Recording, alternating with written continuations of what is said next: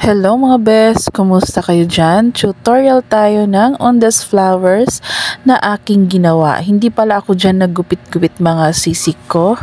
Para sa ating pot mga basic ko, hindi pala ako naggupit-gupit dyan ng fussy wire para mas mabilis ang paggawa natin, para hindi time consuming. Kanya-kanya lang yan ang diskarte mga basic ko.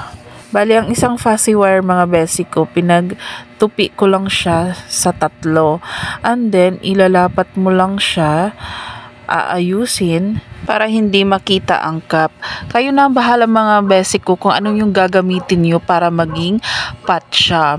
Yung sa akin mga basic ko, nabili ko lang siya ng 45 pesos, bali 50 pieces. O diba, mas makakamura ka. Kayo na po ang bahala kung ano po yung gagamitin nyo as pot. Ayan mga basic ko, gumawa rin kayo ng bilog-bilog para idikit nyo dyan sa ilalim ng pot para hindi makita ang cup. Pagkatapos niyan mga basic ko, maglalagay tayo ng pampabigat sa loob ng cup. Ayan ang ginamit ko, recycled materials lang yan mga basic ko, hindi ko na yan ginagamit. So gagamitin natin siya pampabigat. Bali yan na rin po ang magsisilbing paglalagyan natin ng ating mga undas flowers. Pagtupi-tupiin mo lang siya mga basic ko, depende sa size na gusto mo, basta hindi lang siya lalampas sa cup. And then iguglugan mo siya para dumikit, hindi matanggal, para sure. Nakikisali talaga ang aking baby sa voice over. Ayan mga basic ko, kumuha tayo ng floral wire and then tutupiin mo siya. Bali yan yung magsisilbing handle ng ating mini basket. Lagyan mo lang siya ng 2 fuzzy wire, any color na preferred mo or gusto mong color para sa iyong undas flower. Ang napili ko dyan mga basic ko ay yellow at green para mag-match siya sa color ng aking mga flower. Pangit talaga ng boses, kakagising ko lang mga basic ko kaya pasensya na.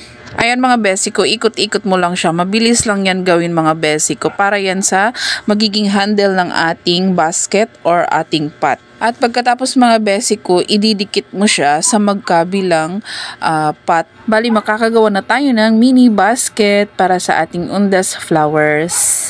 At kumuha ako dyan ng isang white na fussy wire mga basic ko at inikot-ikot sa stick para yan yung magiging design ng ating pot or mini basket dyan sa harap. Kahit isa lang mga basic ko, pang design lang. Bali yan yung magiging harapan ng ating mini basket mga basic ko. Ididikit mo lang siya.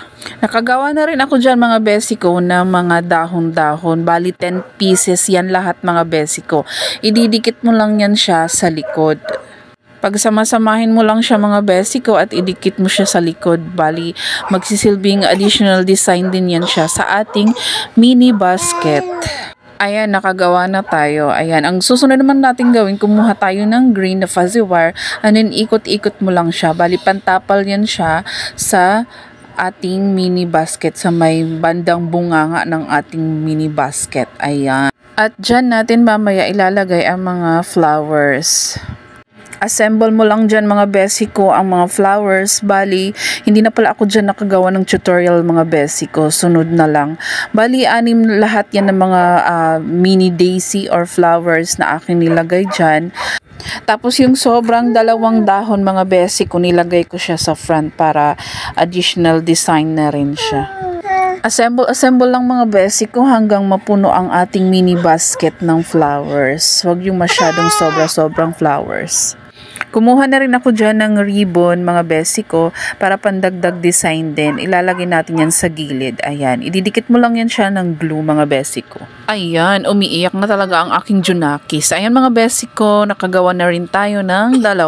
Ayan, thank you for watching.